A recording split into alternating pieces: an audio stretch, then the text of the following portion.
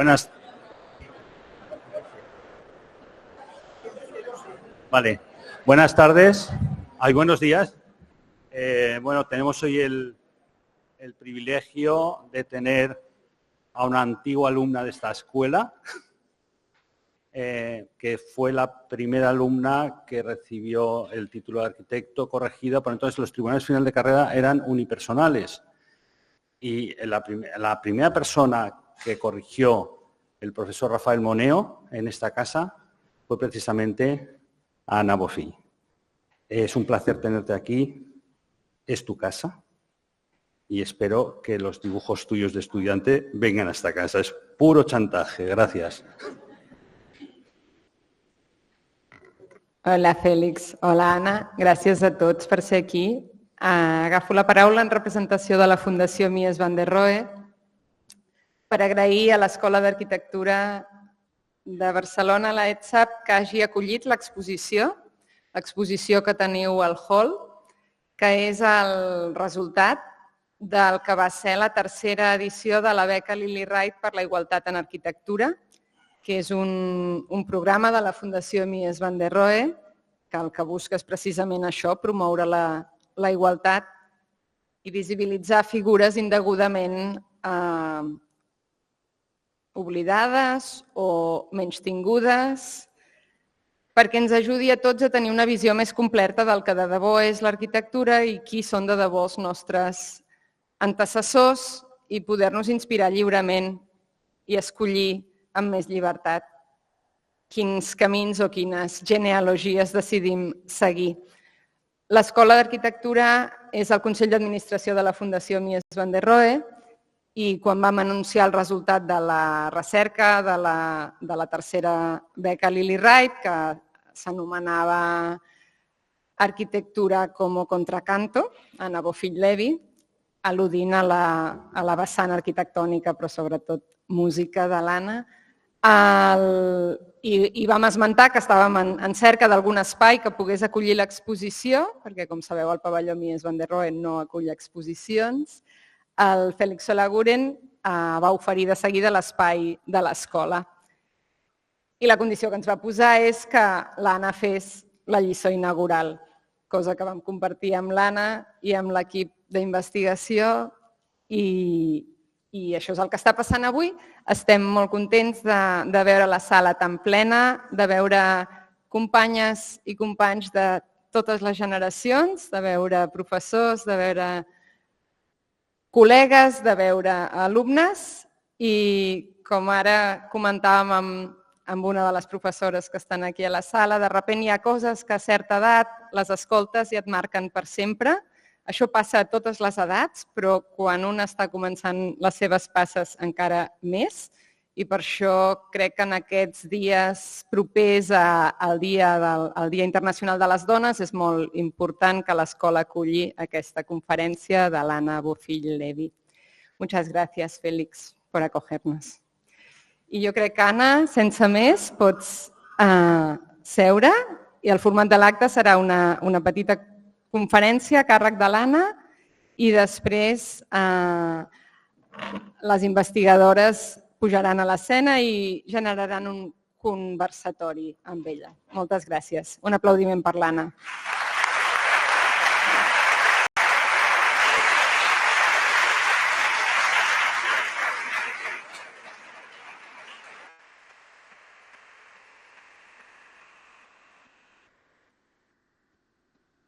Hola, bon dia. Moltes gràcies, Fèlix, moltes gràcies, Anna Ramos, per aquesta presentació. Realment estic molt emocionada de tornar aquí després de, no sé, el 70, 30, més de 50 anys de tornar a aquesta escola. És com un viatge al passat, però que és molt bonic, és molt bonic. Tinc records estupendos, records horribles, perquè era una època tremenda. Jo vaig acabar en el 71, a fer el projecte de fin de carrera el 71 i havia passat el moment terrible de l'escola, de les escoles, del sindicat d'estudiants i tot això, i totes les revoltes que van fer en aquell moment. El meu text El meu text és una mica... barrejarà o parlarà de diversos conceptes. Si és massa, diguéssim, ampli, doncs us demano perdó o ja podeu un altre dia o en algun altre moment podem ampliar les qüestions, perquè són qüestions que anunciaré una mica, però tampoc les resoldré perquè tampoc tenen solució, però us vull parlar d'alguns conceptes que em van conduir a mi a fer durant tots aquests 50 anys una reflexió profunda i continuada sobre l'arquitectura i els entorns construïts que ens envolten des d'una manera global, una manera holística, com se sol dir en llenguatge europeu, de veure la construcció o de veure el món que ens envolta, allà on vivim. La història de les utopies, començaré per aquí, ens interessa i a partir d'elles la construcció d'un entorn que tradueixi també la nostra manera d'estar al món. I ara passo al castellà, perquè ho tinc escrit en castellà, perquè així penso que pot arribar a més gent. Al cabo de años de investigación y de realizaciones de conjuntos habitacionales que proponían nuevos modelos de agrupaciones urbanas, incluí la mirada de género en mis investigaciones. Los valores propuestos desde esta mirada se consideran hoy día como necesarios para la ciudad del futuro. Llegué a imaginar una ciudad equitativa, inclusiva, mixta, sostenible, segura, reciclada, reutilizada, fundamentalmente agradable, dotada de algunos elementos de belleza y otros de poderosa vitalidad, que respetara la memoria y el genio del lugar, acogedora y no violenta, y en la que en el centro estuvieran las personas. ¿Es esto una utopía? Las ciudades han ido creciendo a lo largo de la historia de una manera orgánica. Lewis Mumford, en La ciudad en la historia, ya en el 61, lo explica muy bien. Hoy son arquitectos, urbanistas, ingenieros, economistas, políticos y financieros los que deciden los tipos de viviendas, el trazado de las vías de comunicación o los sistemas de movilidad. Las personas que viven en la ciudad ya no son actores, sino espectadores de esta gran performance que es la ciudad actual, en la que la especulación sobre el suelo, la insuficiencia de medios de transporte y la escasez de vivienda social son algunos de sus problemas principales, por no hablar del deterioro del medio ambiente o las inequidades o la inseguridad. Ya Jan Jacobs, en los años 60, estaba presente en este análisis de la ciudad y de las propuestas de crecimiento racionalistas y especulativas fordistas. Las utopías fueron modelos atractivos por sus valores humanistas y sociales, como para el socialismo utópico de Boulé y Ledoux, con sus falansterios y familinsterios, que fueron construcciones reales. La República de Platón revive en las ciudades ideales del Renacimiento italiano, como la Sforcinda de Filarete o la Palma Nova de Scamozzi. En el siglo XV, imitar las ciudades antiguas, tanto en su ordenamiento como en sus construcciones, significaba obedecer a los dictados de la razón y de la naturaleza. Pensaron que la ciudad ideal era la que idearon y realizaron los griegos y la reprodujeron en las ciudades-estado italianas como Firenze, Ferrara, Urbino, etc. En el momento en el que comienza a diseñarse una nueva ciencia de la naturaleza, según Leonardo da Vinci, se anhela una construcción también científica de la ciudad, según la matemática, es decir, según la razón. Todo esto se plasma en el cuadro atribuido a Piero della Francesca o también a Francesco di Giorgio Martini, no se sabe bien quién de los dos, sobre la ciudad ideal de finales del siglo XV situado en Urbino. A partir del Renacimiento, el poder se empieza a interesar por la ciudad y empieza a encargar trazados urbanos diseñados sobre la vieja estructura medieval desordenada, como el proyecto del pontífice romano Sixto V del siglo XVI, de esos tres ejes a partir del obelisco de la Piazza del Popolo en Roma, que es el primer ejemplo de un trazado urbanístico sobre la ciudad medieval. o el nuevo trazado de Ferrara de Ercole Primo d'Este, que recomiendo enormemente conocer, el llamado Gran Duque urbanista del siglo a caballo entre el XV y el XVI, que transformó la ciudad entera. Aunque en alguno de estos modelos de ciudad se había planteado la equidad de sexos, la mayoría reflejaba la estructura social que no da cabida a las mujeres. Un nuevo modelo de ciudad ideal, igualitaria entre sexos, la encontraremos en las comunidades feministas californianas del siglo XIX. Fueron comunidades experimentales que buscaron formas y fórmulas de organización social y ambiental, ansiando realizar un estilo de vida colectivo. Estas comunidades anticiparon y compartieron muchas de las ideas del socialismo utópico, que proponía la fusión de todas las clases sociales en la construcción de ciudades ideales. Por estas comunidades americanas se interesaron Engels y Marx con el fin de convalidar sus tesis sobre el socialismo científico. Algunas de estas comunidades tomaron las ideas de los teóricos del utopismo del siglo XIX, como Robert Owen o Charles Fourier, para los que la industrialización, la lucha de clases, la explotación y la alienación de los trabajadores fueron los conceptos fundamentales del cambio social. Cambio en la ciudad industrial que provocó la instauración de un caos arquitectónico, un desorden incontrolable que les llevó a situar la reflexión sobre la sociedad y las ciudades en la dimensión de la utopía, elaborando modelos higienistas como el de Owen, funcionalistas, colectivistas, esteticistas como el falasterio de Fourier, naturalistas como Proudhon o Richardson, culturalistas como Ebner-Zerhauer en la ciudad jardín, etc. Las comunidades feministas americanas las explica muy bien Dolores Hayden en su libro muy recomendable, Seven American Utopias, 7 utopías americanas. Las invenciones en el campo doméstico fueron la mejor publicidad de los grupos comunitarios. La mayor parte relegaba a la mujer a los trabajos de la casa, pero en la organización colectiva de la cocina, la limpieza y el cuidado de la infancia participaban tanto hombres como mujeres, beneficiados por los aparatos de uso doméstico recién inventados, y por programas que daban mayor libertad a las familias que vivían en casas unifamiliares. Desarrollaron nuevas formas de organización de unidades vecinales dotadas de servicios cooperativos, nuevas tipologías de edificios con cocinas y comedores comunitarios. En definitiva, propusieron ciudades feministas ideales.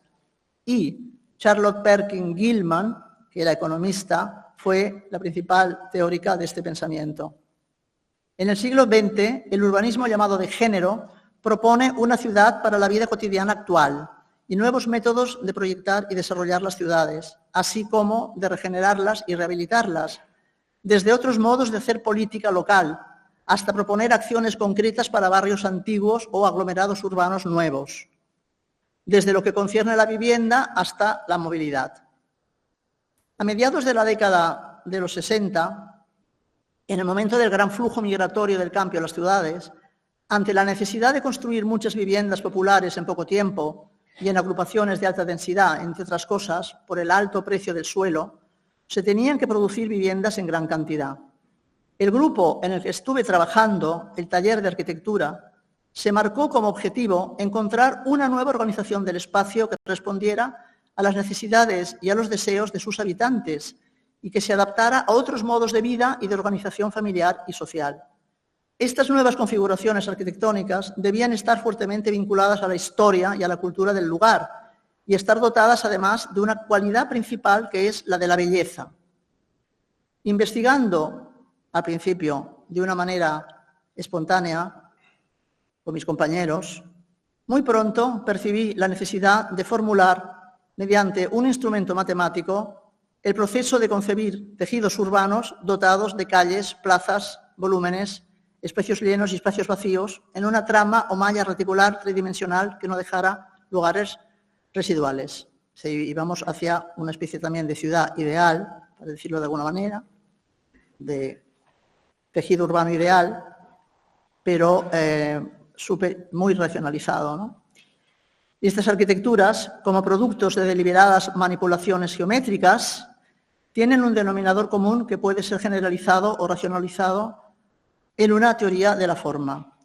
Esta teoría responde a una problemática arquitectónica que ofrece una alternativa de ordenación volumétrica más variada y más humana que la del urbanismo de bloques tan frío, rígido e impersonal.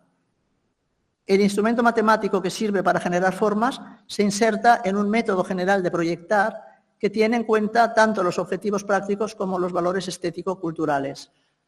Este modelo arquitectónico urbano, que posteriormente se definirá como arquitectura modular, surge de un análisis crítico del modelo de extensión de las ciudades propuesto por el CIAM y la Ville Rediós de Le Corbusier, que vuelve a ser también un tipo de ciudad ideal, que comprende el sistema de bloques y torres, la concepción de la vida cotidiana de las personas como máquinas, la impersonalidad de las soluciones estéticas, los barrios dormitorio o el zoning, que implica estratificación, jerarquización, dicotomización de la vida, sexismo, inequidades, discriminaciones. Era una ciudad ideal para hombres blancos de 18 a 60 años, no la edad de trabajar. En aquel momento, en los años 60 del pasado siglo, se conocían y representaban como modelos las ciudades nuevas, New Towns, llamadas New Towns, o Ville Nouvelle, como Letchworth o Welwyn en Inglaterra, ya desde 1906, que seguían los principios de la ciudad jardín de Benetzer-Howard, o otras ciudades en Alemania, Suecia, Estados Unidos o Francia. Estos países fueron los primeros en el desarrollo industrial y elaboraron las bases de una nueva edificación adaptada a las exigencias de la revolución industrial. Francia sigue después de la Primera Guerra Mundial con el modelo de las barras y las torres, Le Vague-le-Tour, internacionalmente solidificado por el Congreso Internacional del CIEM del 34, el de Atenas, publicado en el 34 como la Cárcel de Atenas. El Congreso creo que fue en el 33 y la publicación en el 34. Pero estas soluciones racionalistas propias de países centro o norte-europeos difícilmente podían adaptarse a países mediterráneos o de culturas con otro tipo de clima y de entorno geográfico o en territorios menos desarrollados industrialmente. El fracaso de la planificación y del ordenamiento del crecimiento de las ciudades y barrios nuevos en Europa, así como en la URSS o en Estados Unidos, no solo se podía atribuir al concepto de zoning, sino también a las erróneas configuraciones de la forma física de los entornos urbanos. Son ciudades jerarquizadas, sexistas, desiguales, difusas, que dicotomizan al ser humano, que no se basan en las personas. El objetivo de estas nuevas propuestas que proponía nuestro grupo de agrupaciones urbanas era el configurar calles, plazas, edificios, es decir, espacios llenos y espacios vacíos que no dejaran lugares residuales, es decir, que fueran como tejidos urbanos, como tejidos orgánicos, con un símil biológico que teníamos siempre. Utilicé un proceso de generación de estos tejidos urbanos que produce una cantidad infinita de posibilidades de aglomeraciones y de estas se tomaron algunos ejemplos para ser realizados como proyectos de viviendas sociales que funcionaron por sus cualidades sociales y estéticas, así como por su buena adecuación al paisaje y a las condiciones ambientales del entorno. Hace años, en los 60 y 70, algunos estudios en materia de urbanismo daban respuesta a los problemas urbanos proponiendo modelos de la lógica de las matemáticas o del álgebra o de la teoría de conjuntos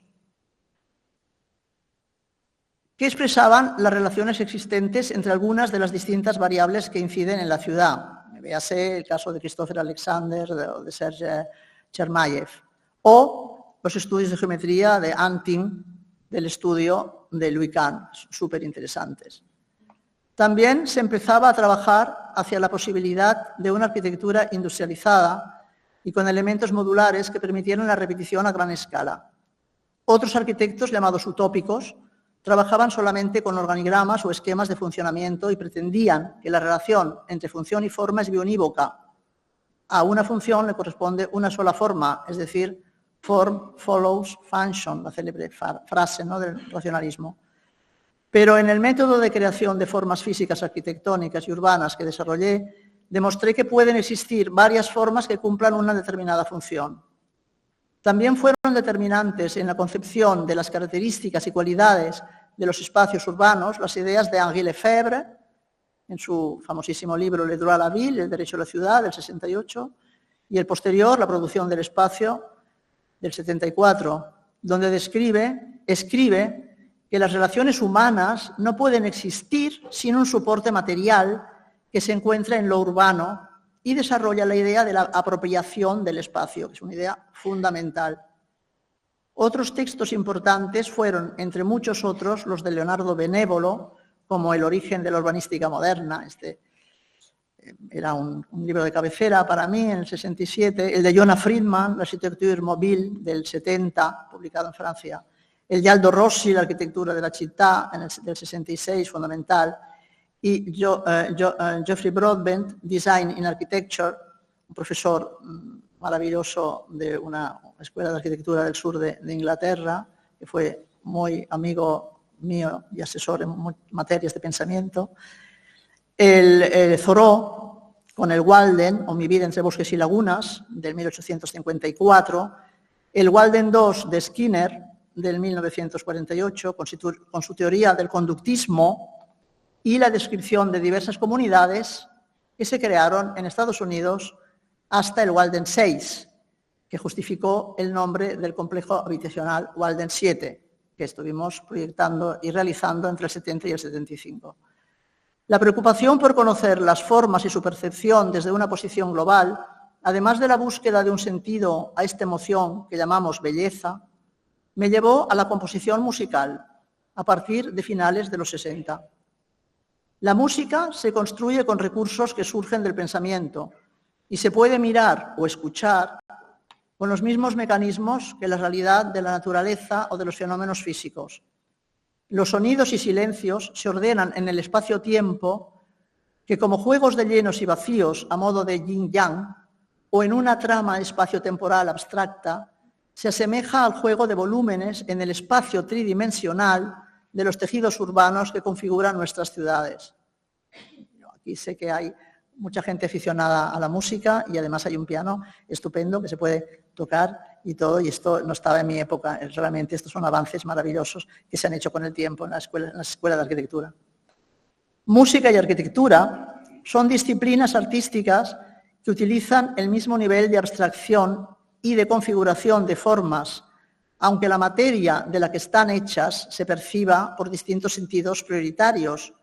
Son concreciones artificiales creadas en las dos dimensiones, el tiempo y el espacio, que fundamentan la existencia humana, que identifican el ser.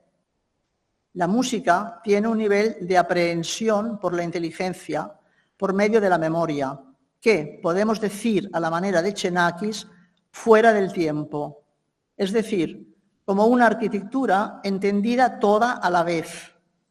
Por otro lado, la arquitectura se debe leer, como decía Abraham Moll, refiriéndose a un cuadro, desplazando el ojo de un lado al otro durante un lapsus de tiempo, o mejor dicho, para ser vivida y aprehendida por todos los sentidos. Se debe recorrer por dentro y por fuera de un lado a otro. Así pues, la arquitectura de la música es su estructura, su dimensión espacial, y la música de la arquitectura es su organización en el tiempo que la percepción necesita para captarla. Mismas estructuras formales pueden tener concreciones materiales en sonidos o en materia sólida. Por ejemplo, el Walden 7 podría ser el símil de una fuga de Johann Sebastian Bach. Yo utilicé su geometría generativa para la estructura de mi primera obra musical, Esclat, estrenada en 1971, y también para otras piezas que fui haciendo después, aunque no fue el único modelo, hubo otros modelos también de otro tipo, ¿no? La música también posee una cualidad extraordinaria, la de poner todas las neuronas del cerebro en funcionamiento. Estos son los últimos descubrimientos que a mí me interesan muchísimo, y hay libros sobre esto y programas de televisión, cómo el funcionamiento se pone todo a funcionar, el cerebro se pone todo a funcionar toda la vez cuando se oye música, ¿no?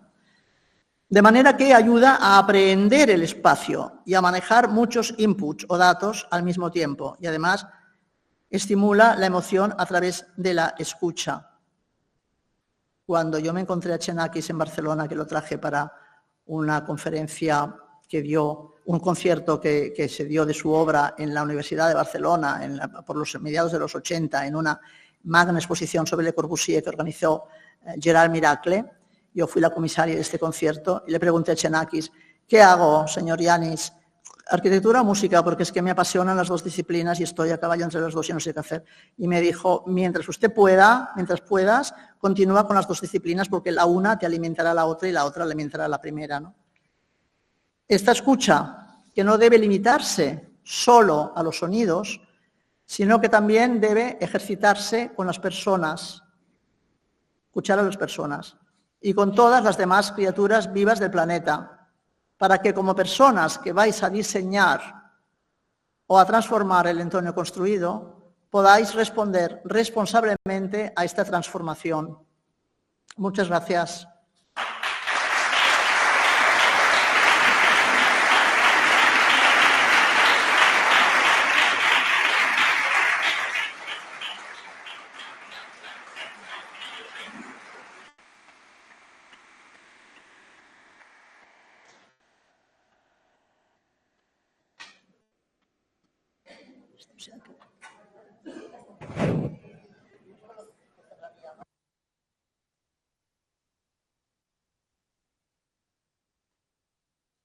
Si quieres, ahora, ¿dónde te quieres sentar?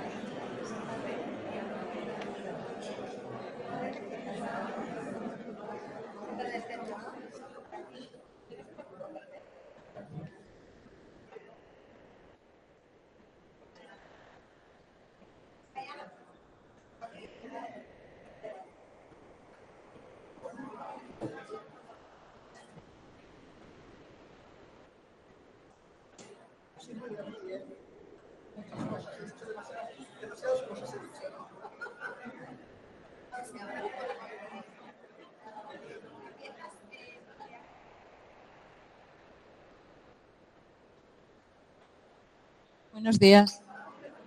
¿Está funcionando? ¿Sí?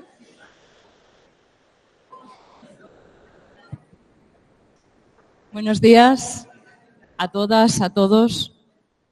En primer lugar, tengo que decir que es una inmensa alegría estar hoy aquí en la Escuela Técnica Superior de Arquitectura de Barcelona y que la protagonista de esta lección inaugural sea Anna Bofill.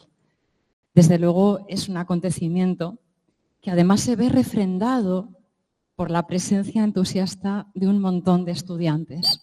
Yo diría que ellas y ellos son justamente la razón de ser no solo de esta institución, sino también del mensaje que probablemente estamos deseando transmitir. Os preguntaréis con razón quiénes somos, de dónde venimos, por qué estamos aquí. Permitidme, por favor, que no solo por cortesía, sino por una cuestión de afecto, explique brevemente cuál es la razón, digamos, que nos legitima a acompañar a Anna Bofill en este momento absolutamente mágico. Somos 3 profesoras de la Universidad de Alicante, así que compartimos con vosotras una condición mediterránea. Ojalá, y lo digo de corazón, supiéramos hablar también catalán para no haber obligado a Ana a cambiar de lengua. Nos llamamos, en el sentido en el que estamos sentadas, Ana Gil Sanz, José Parra y yo me llamo Elia Gutiérrez. Somos profesoras de composición arquitectónica. Esto es importante. No solo, ¿verdad, José María? Porque nos gusta reivindicar la condición medular de la composición en los estudios de arquitectura, sino porque estamos acompañadas de una compositora con toda la polisemia maravillosa de ese vocablo. Nosotras, desde esa periferia de la periferia, que es Alicante, lejos de aislarnos, hemos decidido empoderarnos en esa libertad absoluta, ¿no?, que da estar en los márgenes y centrar nuestra investigación fundamentalmente en la perspectiva de género, a lo que nos dedicamos las 3 y otras compañeras que hoy no nos pueden acompañar, que no pueden estar con nosotras, es justamente a mirar la historiografía de la arquitectura misma, desde la perspectiva de género para desvelar cuántas omisiones, cuántas ausencias, cuántos silencios la permean y tratar de reivindicar y tratar de rellenarlos. Es justamente en esa trayectoria donde tenemos la suerte En primer lugar, de que se nos concediera un proyecto de investigación de la Generalitat Valenciana titulado con toda la intencionalidad Miradas situadas, ¿vale? Arquitectura de mujer en España desde perspectivas periféricas entre 1978, año de la restauración democrática en nuestro país, y 2008, año en el que se desmorona la disciplina tal y como la conocíamos, producto del cual, o consecuencia del cual, es el acercamiento a la figura de Anna Bofill. Nos interesa la arquitectura hecha solo por mujeres para tratar de responder una de las preguntas de investigación, y es qué han aportado ellas a la cultura arquitectónica posmoderna de nuestro país. Evidentemente había que contactar a Ana, había que conocer de primera mano su obra. Ese contacto que vehiculó, que concretó en particular Ana Gil Sanz, nos lleva a comprender que estamos ante una mujer que merece un estudio propio, ocasión que se brinda justamente al postularnos a la tercera beca para la igualdad en la arquitectura de la Fundación Mies van der Rohe, beca Lili Reich, que, como ha dicho su directora, Ana Ramos, ganamos.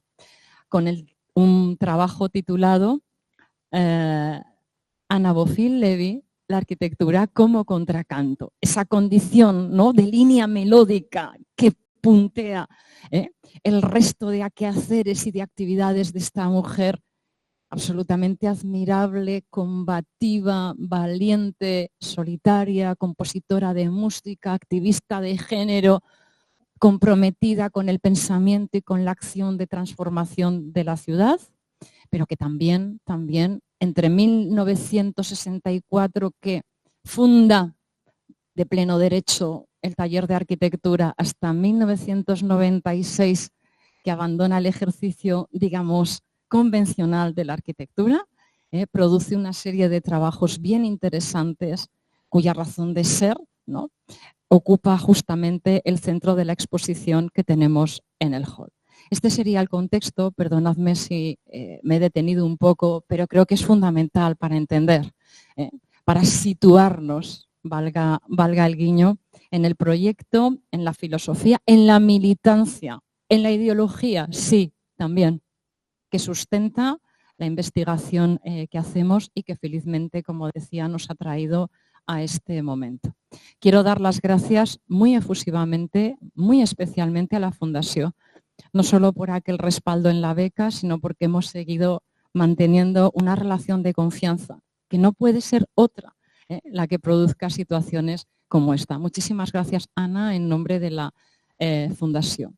Y muchísimas gracias también, Félix, en nombre de la Escuela de Arquitectura de Barcelona, por acoger este evento. Pero sobre todo, como decía, muchísimas gracias a todas las personas que hoy, con esta expectación además tan evidente, nos acompañáis. Si no me he dejado a nadie, si me he dejado a alguien, que me perdone, ¿no?, porque no es mi intención, creo que los nombres propios los he dicho todos o casi todos. Vamos a dar paso a un formato que a Ana le gusta especialmente, y a nosotras también, que es el conversatorio. Si os parece, vamos a hablar con ella de algunas de las cuestiones que están en la exposición, que están en su conferencia y que están también en el trabajo que hemos tenido pues la suerte de investigar. Si te parece, Ana, vamos a empezar por la arquitectura, ¿te parece? Bueno, estamos en una escuela y estamos en un auditorio lleno de estudiantes. A nosotras nos gustaría que nos desarrollaras un poco más algunas de las cuestiones que has dejado de entrever en tu exposición, pero que evidencian la condición pionera de tu arquitectura, en el sentido no solo de que Ana dirige en el año 1996 un proyecto europeo titulado Las mujeres y la ciudad, y que es a ella y a otras compañeras a quienes debemos la primera guía para incorporar la perspectiva de género al urbanismo, sino que además, cuando hace arquitectura, y esto me parece fundamental, reivindicarlo hoy, aquí, ahora, lejos de colocar en el centro cuestiones de autoría o cuestiones de iconicidad del artefacto, lo que coloca en el centro es a las personas. Personas con las que dialoga, por ejemplo, a fondo en la Escuela Experimental de Tárrega, que veréis en el hall, personas además con las que en un diálogo horizontal, fructífero y desde luego no contrarreloj, no de un like, decíamos antes, consensúa, debate y pacta una serie de programas funcionales que todavía hoy acogen felizmente a las personas que los habitan. Esta idea, por lo tanto, de la perspectiva de género que coloca en el centro a las personas, me parece que es uno de las claves para entender su trabajo y una de las claves probablemente en la transmisión de ese trabajo a los y las futuras arquitectas que tenemos hoy en la sala. Sería bonito quizá que ahondaras en esta idea apenas asomada en tu exposición. Gracias, Seria. Sí, se oye, sí. Gracias, Seria. Sí, bueno, es complicado ahondar porque, claro, es muy gordo, ¿no?, el tema.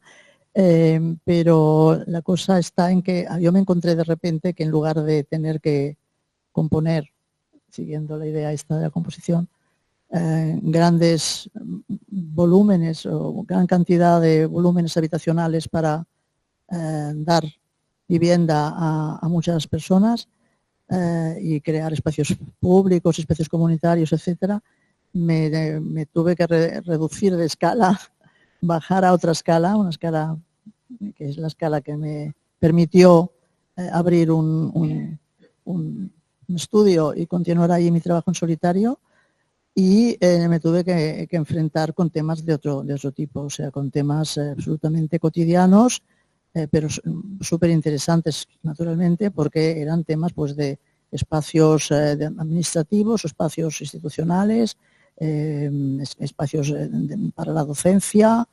Siempre trabajé con las instituciones, en realidad.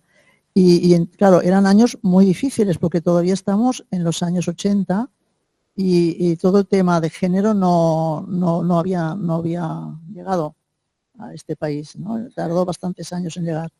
Entonces, claro, yo proponía unas configuraciones y unas composiciones, por decirlo de alguna manera, espaciales para estos edificios que no eran bien entendidas, Por ejemplo, un ejemplo, por ejemplo, en la escuela, en el momento, en el periodo en que en Cataluña se estaban haciendo muchas escuelas, yo tuve la suerte de tener dos encargos importantes para mí. Uno fue el instituto que ahora se llama Ramon Llull, ¿no?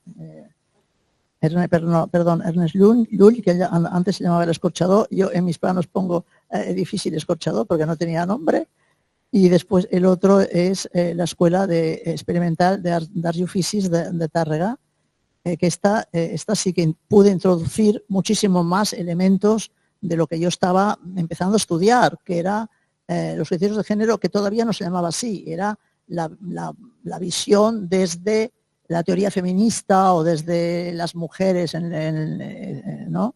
Desde las mujeres, pero las mujeres feministas, como en la actualización del espacio, ¿no?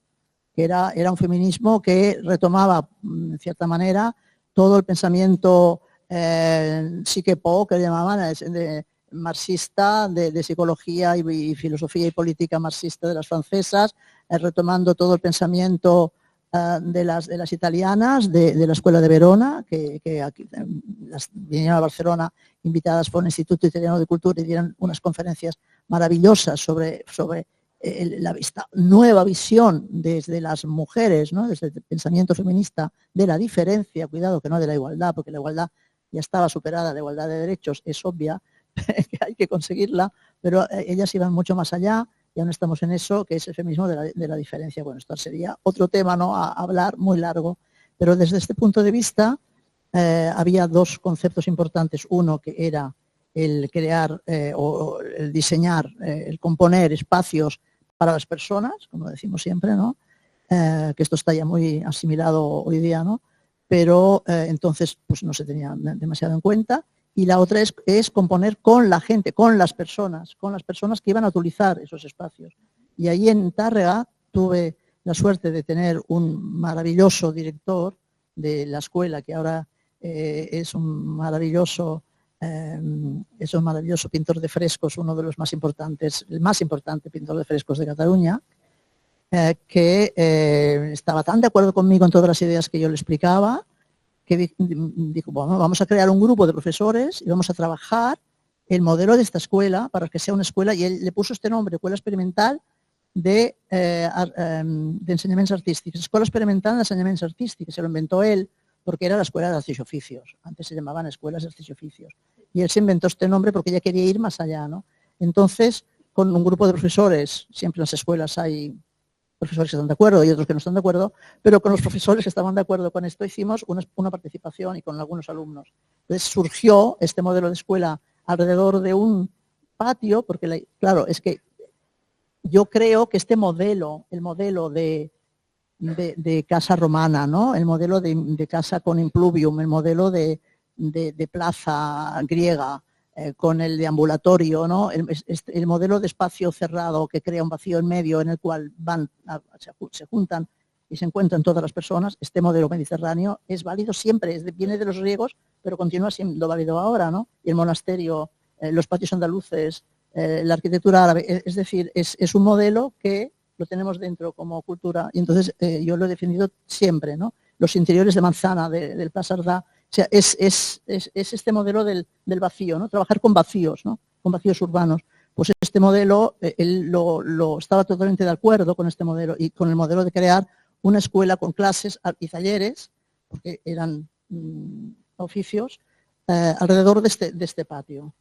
Entonces, ahí yo creo que es el más interesante, es uno de los más interesantes proyectos que tengo como aplicación de estos criterios de género, que, insisto, después se llamó de género, Europa lo llamó de género, gender, por el gender, que a mí nunca me ha gustado este nombre, ¿no? Siempre mis libros los he intitulado desde el pensamiento de las mujeres, desde las mujeres.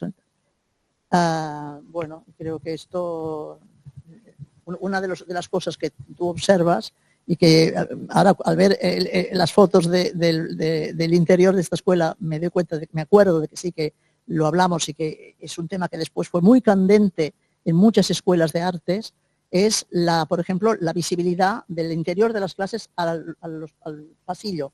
Este pasillo que daba la vuelta, pero que tenía siempre una fachada que daba al patio, era un pasillo iluminado, luminoso, pero las clases que se entraba por el otro lado no podían estar cerradas porque no era bueno para la seguridad de los alumnos. Entonces ya pusimos unos ventanales, unas transparencias, unos acristalamientos para que hubiera esta transparencia entre la circulación del pasillo y el interior de las clases. Este es uno de los criterios de género aplicados allí, por ejemplo. No podría contar más, pero sería otra conferencia. ¿Se oye esto? Vale, tengo este micro. Bueno, siguiendo con el hilo que avanzaba Elia de la relación de esta exposición con la beca de investigación Lili Reich, la tercera beca de la Fundación Mies, y algunas de las notas, apuntes de tu lección, me gustaría contextualizar de nuevo y recordar que uno de los aspectos que quizá están menos en esta exposición, aunque sí que podéis verlo en la mesa donde aparecen una serie de textos y donde podéis ver la producción de Ana a través de la producción escrita fundamentalmente a través de los últimos 40 años, es cómo se nutrían esa actividad arquitectónica, musical, de activismo, de composición de disidencias, de conculcar continuamente todo aquello que era impuesto, injusto, ¿no? En Ana, es decir, su activismo y su trayectoria profesional, cómo se nutrían de un pensamiento vivo que tiene que ver con el ejercicio de escritura y, lógicamente, de lectura, ¿no? Y uno de los trabajos que hicimos de investigación fue rastrear estas ideas, el origen a través de las lecturas, lo que había leído Ana, porque Ana ha sido siempre una voraz lectora, absolutamente inteligente y sensible, ¿no?, en sus lecturas, para entender cómo se iba articulando ese pensamiento. Algunas de sus referencias, de sus apoyos intelectuales estaban citados en la charla, ¿no? Y no solamente tenía que ver con el ámbito de la arquitectura, sino también con el ámbito del género. De hecho, hay un diagrama que se puede ver en el vídeo que está proyectado en la exposición, en el que se evidencia cómo toda la lectura, todo el trabajo de análisis y de crítica de textos sobre arquitectura tiene un peso enorme en los años 60, 70, a principios de los 80, y a partir de los 80, cuando Ana empieza a involucrarse en cuestiones de género, de las mujeres, empiezas a leer, tú has dicho algunas de tus referentes, teoría feminista, francesa, italiana, luego la arquitectónica, el mundo anglosajón, Dolores Hayden, empieza a tener un peso mucho mayor, ¿no? Y en esa arquitectura, en esos textos, en esas referencias que nutren también intelectualmente el trabajo del taller de arquitectura de los años 60 y 70, lo que no encontrábamos en los archivos, en las bibliotecas, las varias bibliotecas de Ana, eran apenas monografías de arquitectos, ¿no? Como nombres propios, ni un Le Corbusier, ni un Mies, sino eran sobre todo textos de teoría arquitectónica de la época. Estaba Banham, Collins, Tafuri, por supuesto, tantos otros. Había muchísimos textos de análisis urbano, de historia de la ciudad, todos tus referentes, desde Cerdá, Manford, has hablado, Yates, y tantos otros. Y había también, bueno, lógicamente, todo el pensamiento sobre la forma, Alexander, Chermayev, la ecología, Margalef, el diseño del ambiente, Rapoport, que también hablábamos esta mañana. Pero lo que había y estaba presente en tus bibliotecas, y tenéis incluso varias ediciones, son las utopías. Estas grandes utopías, vinculadas también a la nueva izquierda de los años 70, 60, 70. Y yo quería preguntarte, al hilo de tu charla que has hablado, comenzabas hablando de las utopías, y en esos tiempos en los que el feminismo también nos dice que lo que quiere resistir, ¿no? Es ese pensamiento absolutamente racional, lógico, palmario, práctico, de que es lo inmediato, sino pensar que debemos pensar de otra manera, porque las ideas que tenemos, la mayoría hemos visto que no sirven o han sido instrumentalizadas. Es decir, el resistirnos a pensar, como diría Stenger, ¿no? Contra la barbarie necesitamos nuevas ideas y pensar formas de distinta manera y modo. ¿Cómo ves tú, y sobre todo de cara a estudiantes de arquitectura, que pueden enfrentarse a nuevas utopías? ¿Cuáles serían las utopías, ¿no? a las que tú podías rescatar? Hablabas de Friedman, de la arquitectura radical de los 60, 70, pero ¿a qué utopías, ¿no? Nos podríamos aferrar o pensar, ¿no? desde la contemporaneidad para, lógicamente, resistir a estos tiempos de barbarie, por volver a citar a Stenger, ¿no? Porque es curioso, pero Ana, que es una persona que se ha movido en los registros desde lo más doméstico, lo más concreto, lo más situado, también siempre va y vuelve entre las grandes ideas que son las que nos mueven también como humanidad. No sé, tal como están los tiempos hoy, y con todas las noticias que nos llegan esta mañana de lo que sucedió ayer en Londres, me parece que querer continuar ser una sociedad democrática ya es una utopía, ¿no? Parece ser, porque es que vamos hacia una sociedad muy parecida a la que hubo, desgraciadamente, entre guerras de hace un siglo, ¿no? Yo creo que la utopía esto no lo he dicho porque no lo podía decir todo en la lectura, pero la utopía es importantísima tenerla y pensarla y aceptarla y quererla, porque si tú piensas más lejos, podrás realizar la 10ª parte de lo que has pensado. Es decir, para realizar un poquito tienes que pensar mucho más allá, ¿no? Siempre hay que proponerse ir mucho más lejos para poder conseguir algo, un poquito de algo, ¿no? Entonces, sí, la utopía es una utopía democrática y es una utopía feminista, naturalmente.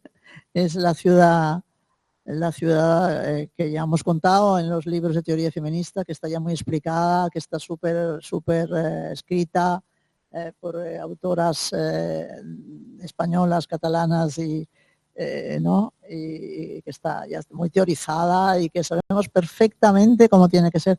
Lo único que tenemos que hacer es dibujarla, diseñarla y construirla. Yo estuve a punto aquí en Barcelona, estuvimos a punto cuando se publicó mi guía sobre el planejament, la publicación verde, esta guía, desde los criterios de género.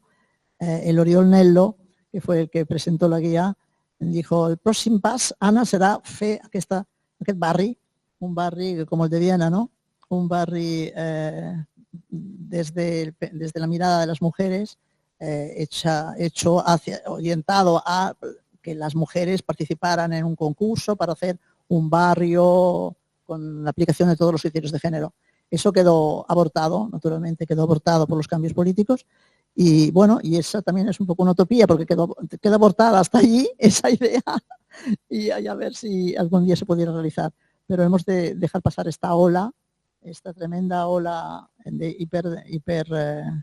hiperderechismo y racionalidad total que hay en el mundo para volver a desear esto, ¿no? Intentar que se realice modelos de barrios, porque ciudades es imposible, pero modelos por lo menos de barrios, con la aplicación de los criterios del pensamiento feminista en la arquitectura y en el entorno, ¿no?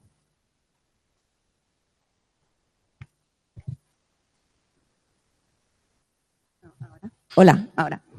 En relación a, bueno, buenos días.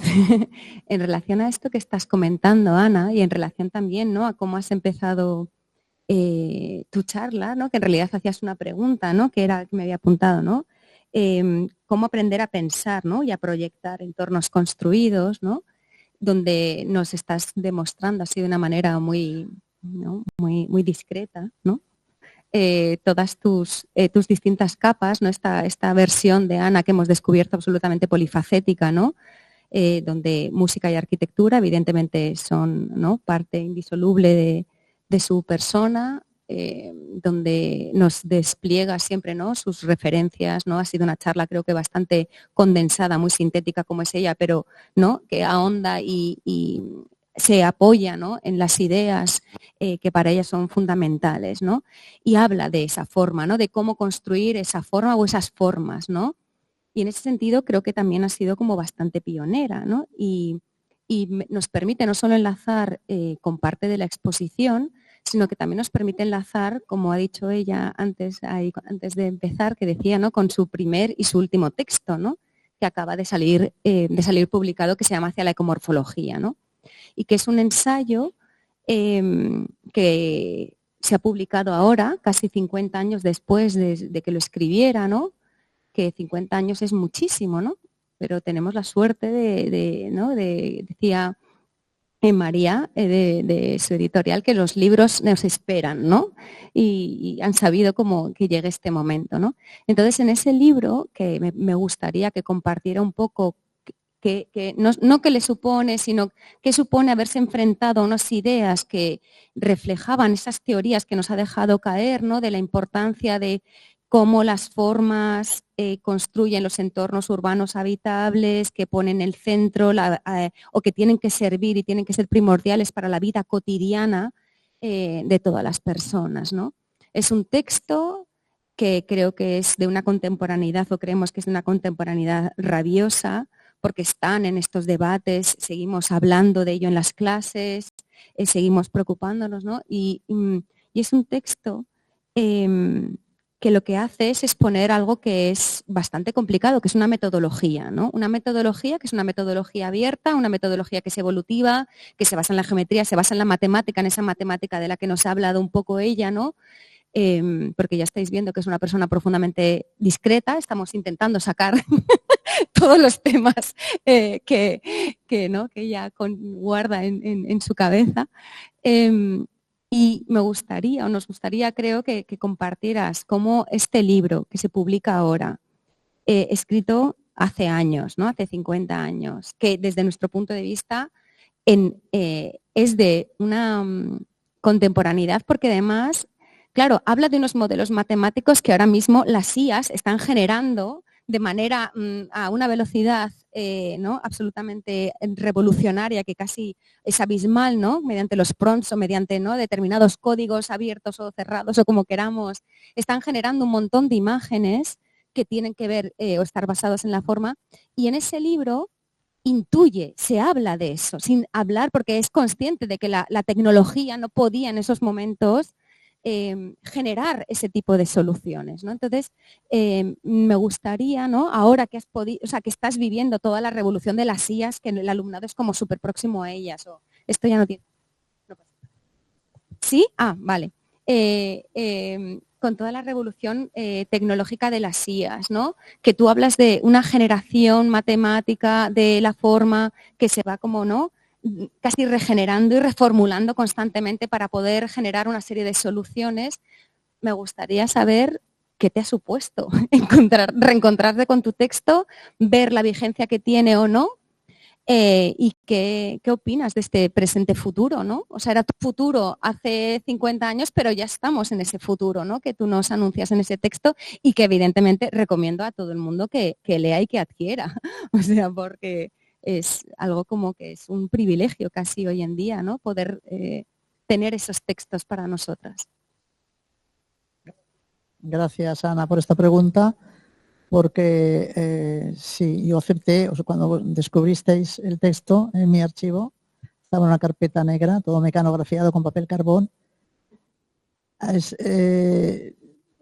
leerlo y verlo y acordarme de todo ello y de lo que estaba yo investigando en aquel momento, que bueno, era un momento en que se podían haber hecho otros proyectos de tipo investigativo, porque estábamos empezando a crear una cosa que queríamos llamar Instituto de Investigación Urbana, que bueno, todo quedó en las nubes por los giros que dimos, ¿no? Y que di yo también. Y cuando me reencontré con este libro, dije que vale, que lo podíamos publicar, porque yo ya, vamos, yo hice muchos esfuerzos por intentar publicar en aquel momento, pero no me entendieron. En aquel momento no entendieron lo que estaba escrito ahí. Y cuando lo leí pensé, pues sí, se podría publicar ahora, porque realmente pienso lo mismo, es decir, estoy de acuerdo con lo que pone en ese libro, con lo que yo escribí ahí. Claro, se han sumado a toda esa reflexión del libro, ya lo digo creo que en el prólogo, se ha sumado todo lo que ha venido después que añade, que suma, como decías tú, todo el tema del pensamiento feminista aplicado al diseño del entorno, se suma a todo lo que ya estaba en el aire en aquel momento, porque la historia es cíclica, ¿no? También esto lo que demuestra es que Gian Battista Vico, el gran filósofo italiano, que dijo aquello de que la historia es un ciclo, ¿no?, que son cumbres y valles y todo vuelve otra vez, vuelve no idéntico pero muy parecido. Entonces ahora estamos en un momento en que la gente joven está dándose cuenta de que hay que reivindicar toda una serie de pensamientos, de principios que ya estábamos luchando en el 68. Es todo el pensamiento del 68, que es tremendamente revolucionario, que acaba en la revolución, que acaba en el 68 francés, en el Mayo francés, aquí en Europa, ¿no? Y en América, en Estados Unidos tiene otras evoluciones, pero también es súper interesante. La gente joven, los estudiantes de ahora se están dando cuenta de que todo esto hay que reivindicarlo, todo este pensamiento social, todo esto que también otros llaman arquitectura social, ¿no? El preocuparse por las personas y todos estos inputs que en aquel momento luchábamos por ellos, y que yo los plasmé en este texto que se publica, pero estaban en el aire. Yo en el hecho lo que hice es recoger, tampoco me inventé nada, lo que me inventé un poco el concepto de ecomorfología, que ahora me hace gracia porque es un concepto de la biología, ¿no? Que además lo escribí en un artículo porque estaba en la labor, me dijo un artículo sobre urbanismo, escribe un artículo, la palabra urbanismo escríbelo tú, y me largué a escribir 20 o 25 páginas sobre el urbanismo en los años 70, ¿no? Y ahí está, allí lancé el concepto de ecomorfología, pero nadie me dijo nada, y salió publicado en la enciclopedia Labor de esa época, ecomorfología. y después vino el libro, o más o menos en ese tiempo, el artículo y el libro. Y sí, yo ahora estoy completamente de acuerdo con todo el texto y ya te digo, con el añadido, que es más, que el añadido es importante, porque el añadido tiene en cuenta todo el tema de la seguridad, por ejemplo, que es muy importante, que no se habla en este texto, todo el tema de la seguridad de los espacios seguros, ¿no? Que para las mujeres, aprender el espacio por parte de las mujeres, la seguridad es juega un papel importantísimo. Si una mujer al pasar por una calle no se siente segura, no pasa por esa calle ya le es vetada. Por eso ya la jerarquización, ¿no? La exclusión. Todo ese tema de exclusión, este tema no estaba en ese texto, no está. O sea, todo esto son añadidos desde la aprehensión del espacio por parte de las mujeres, ¿no? Pero por eso ese texto creemos que se complementa muy bien, ¿no? Con todas las guías o con toda la documentación que también está en la vitrina, ¿no? Donde se permite leer, ¿no? Como ese proceso evolutivo de ida y vuelta de todas estas ideas que están todo el rato en tu arquitectura y en tu pensamiento a la hora de proyectar, a la hora de pensar, de ponerte en el lugar de todos estos habitantes, ¿no? Y luego además también, ¿no? Creo que las guías, por un lado hemos visto, ¿no? Que tienen esa condición pionera, pero también ese texto que se entiende perfectamente, ¿no? Porque no se ha dicho, ¿no? Pero Ana se doctora en esta universidad en el año 75. No sé cuántas mujeres se doctoraban en España en el año 75 en arquitectura, ¿no? Entonces, su tesis doctoral está íntimamente vinculada a las teorías que aparecen reflejadas en el libro de Hacia la ecomorfología, ¿no? Y que son, eso es una cosa que hemos hablado mucho, ¿no? Son, no solo permiten visibilizar, justificar, reivindicar, sino que lo que hacen es explicar y entender a todas las personas cuál era tu papel dentro del taller. Es una cosa que no es nada menor. Es decir, que en ese texto de la ecomorfología es como un paso más de lo que hay en tu tesis, porque tu tesis en ese sentido es como toda la forma, ¿no? Desde la matemática, está lleno de matrices. Tú cogéis la tesis doctoral de Namofil y ojalá entendáis la mitad, ¿sabes? Pero tiene que ver, ¿no? con todas estas capas que estamos hablando, ¿no?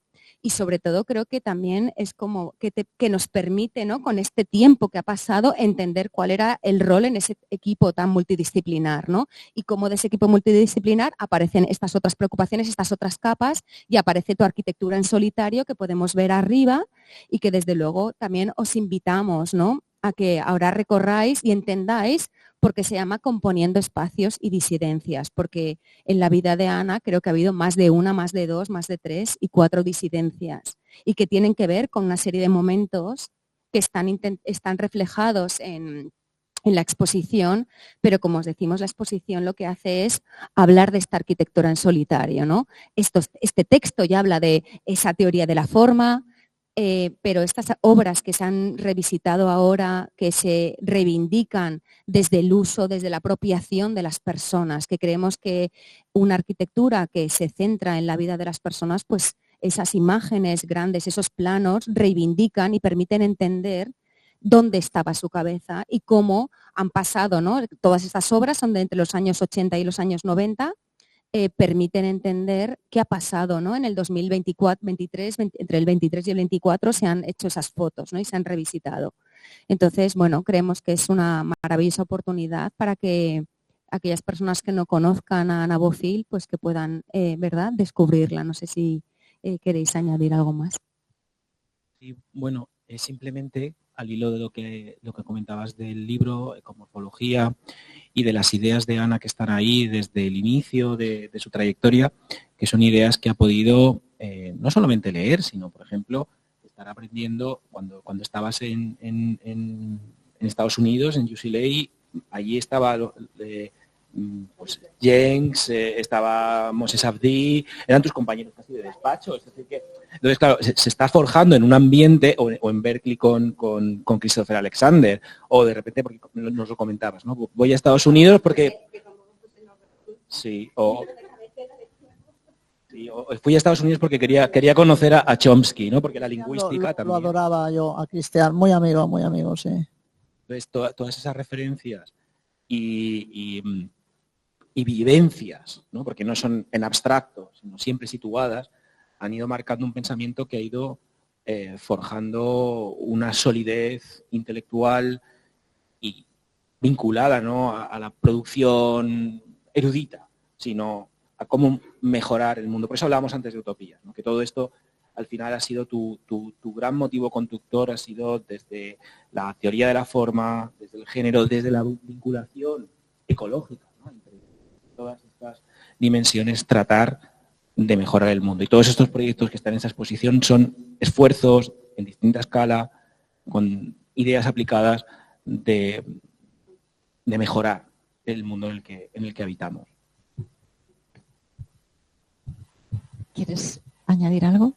Bueno, pues quizá sea el momento un poco de recapitular y respetar el horario comprometido, porque además está una bellísima exposición para visitar y disfrutar, en la cual nos hemos centrado, lógicamente estando en una escuela, en la producción arquitectónica, como decían mis compañeras de Ana Bofill, en solitario. Creemos que el papel que desempeñó en el taller, más allá de los documentos que lo acreditan, resplandece en el libro y en otros escritos como en los que se han mencionado. Pero nos interesaba también dibujar en sus rasgos propios los intereses, las dificultades, el aprendizaje que todo arquitecto y toda arquitecta acumula en cada obra y aplica a las demás cuando ejerció en solitario, es decir, desde que abandona el taller de arquitectura en el año 1981 hasta que en el año 1996 se dedica a la investigación de la ciudad desde la mirada de las mujeres. Es bonito también descubrir cómo arquitectas y arquitectos aprendemos en el ejercicio del oficio. Es hermoso descubrir cómo la escala de sus encargos va creciendo desde unas más o menos modestas viviendas unifamiliares, ¿no?, que acomete al principio de su carrera casi como las migas que se caen de la gran mesa, del gran tablero de taller de arquitectura, cómo va consiguiendo acometer encargos de mayor envergadura, y la exposición culmina, en nuestra opinión, en un punto álgido, ejemplo resplandeciente de todos los valores que la perspectiva de género, cuando se aplica con convicción y determinación al ejercicio del proyecto, puede aportar a los espacios, que es la estación Rodalies Plaza de Cataluña, que yo creo que había que mencionar con nombre propio, ¿no? Eso que decía Ana, ver y ser vista, orientarse, todas estas cuestiones que los espacios seguros pues aportan no solo para nosotras, obviamente, sino también para todas las personas. Creo que lo que procede es que este acto termine con su voz, reiterarle el agradecimiento a cuantas personas e instituciones han hecho posible este encuentro e invitarlas a todas a que, de la mano de Ana Gil Sanz con una N y Ana Bofill con 2 Ns, recorran esa exposición. Ana, te dejo el cierre como no puede ser. Muchas gracias, Elia, y muchas gracias, Ana y José, por vuestras palabras y por esta conversatorio, que se llama ahora, conversatorio, esta conversación maravillosa que hemos tenido. Pues no sé, yo estoy muy emocionada de estar aquí y además me encanta hablar y me encanta dar clases, y me hubiera gustado ser una profesora de la escuela, que no pudo ser por diversos motivos, pero ya notáis que me gusta hablar y explicar cosas y transmitir cosas. Lo que me gusta es transmitir, sobre todo transmitir todo lo que yo haya podido aprender y todo lo que haya podido vivir. Estas épocas muy difíciles que me ha tocado vivir, muy difíciles. O sea, yo siempre digo que 10 o 15 años más tarde hubiera tenido que nacer para tener más facilidades, ¿no? Porque realmente el momento de mi generación como mujeres ha sido con unos techos de cristal impresionantes, que os tengo que decir. Y pues muchísimas gracias por vuestra presencia y por el interés, y yo muy emocionada de volver a estar con vosotros en esta escuela en la que empecé en el 64, o sea, hace muchísimos años, más de 50, 60 años, ¿qué es esto? 64, son muchos años, pues 60 años, hace 60 años, ya es matusalénico el tiempo. Pues, muchísimas gracias a todos por vuestra presencia.